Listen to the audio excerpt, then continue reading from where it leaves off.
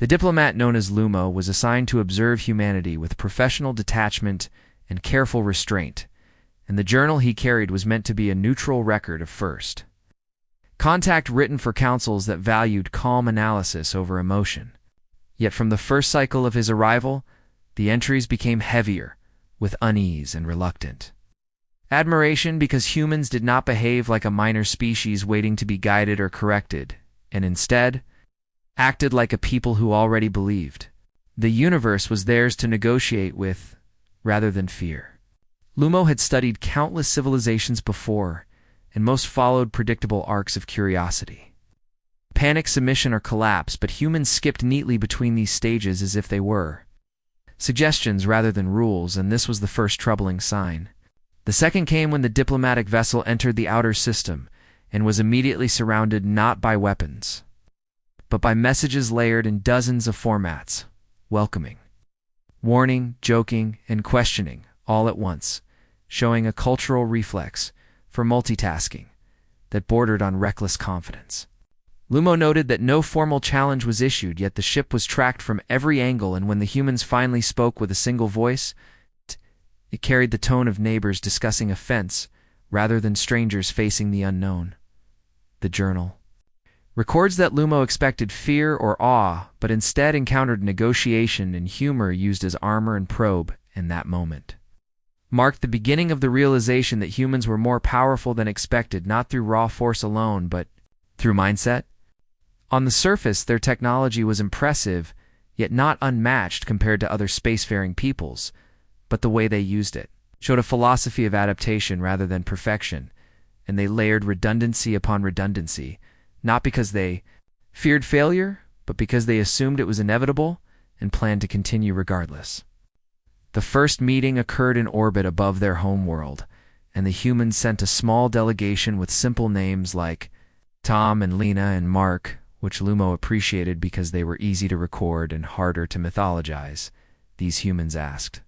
direct questions about intent, boundaries, and consequences, and when Lumo explained the council protocols, they listened politely and then asked what would happen if they disagreed. And this question had been asked by other species, but usually with hesitation, while here it was framed as curiosity rather than defiance. The diplomat wrote that this was when the power imbalance became unclear, because the humans did not position themselves as lesser or greater, but as equal participants whose consent mattered. Days passed, and the journal filled with observations of human behavior, including their willingness to argue among themselves in front of outsiders, which initially seemed like weakness, until Lumo realized it was a method of rapid consensus building, where ideas were stress-tested in public and only the strongest survived. The humans shared stories of their own conflicts openly and without shame, treating history as a tool rather than a wound, and they spoke of failures as lessons rather than taboos. Lumo compared this to other species who hid past defeats and noticed that humans gained strength by confronting them directly. When trade discussions began, the humans surprised the delegation again by offering technologies that improved quality of life rather than weapons, and when asked why they would share such advances, they replied that stability created better neighbors and better neighbors reduced future trouble.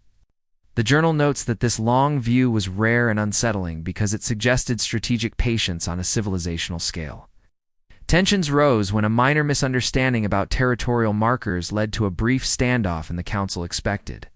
humans to back down or escalate, but instead they paused all movement and opened a channel, asking to clarify intent and propose shared oversight, which diffused the situation and left Lumo uneasy, because the humans had chosen restraint not out of weakness, but because they calculated it was the most effective path. The diplomat began to suspect that if humans ever chose to abandon restraint, the results would be severe. Further entries describe human resilience, including how they treated disasters on their own world as communal challenges rather than endpoints, rebuilding, adapting, and often emerging stronger, which contrasted sharply with species that fractured under similar stress. Lumo attended a cultural exchange where humans displayed art, music, and stories not as propaganda, but as windows into their contradictions, and the diplomat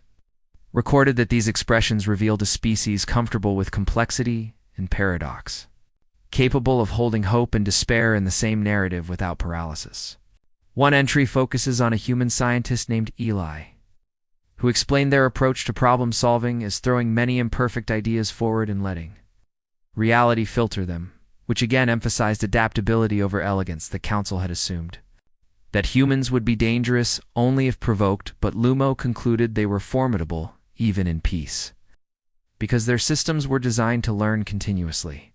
The journal shifts tone as the diplomat admits personal bias creeping into the record, noting moments of admiration and concern, including the realization that humans bonded quickly with individuals, rather than abstractions, which made alliances strong and betrayals deeply motivating. Lumo wrote that this emotional intensity fueled both their compassion and their capacity for sustained effort, and that underestimating either would be catastrophic. The final phase of the mission involved drafting a recommendation to the Council, and the journal captures the struggle to summarize humanity without flattening them into stereotypes. Lumo ultimately described humans as a species that evolved under pressure, learned to cooperate without uniformity, and treated the universe not as a threat to hide from, but as a challenge to engage with curiosity and caution intertwined. The last recorded observation before departure recounts a farewell where a human asked Lumo to write honestly about them, even if it caused trouble, because they preferred difficult truth to comfortable misjudgment, and this request lingered as the diplomat sealed the journal. The recommendation concluded that humans should be engaged as partners rather than subjects or rivals, and that any attempt to dominate them would likely fail not immediately, but inevitably as they adapted, organized, and responded with a determination.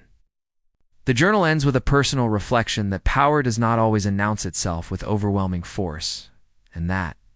in humans, it appeared as persistence, creativity, and an unshakable belief that tomorrow could be built better than today.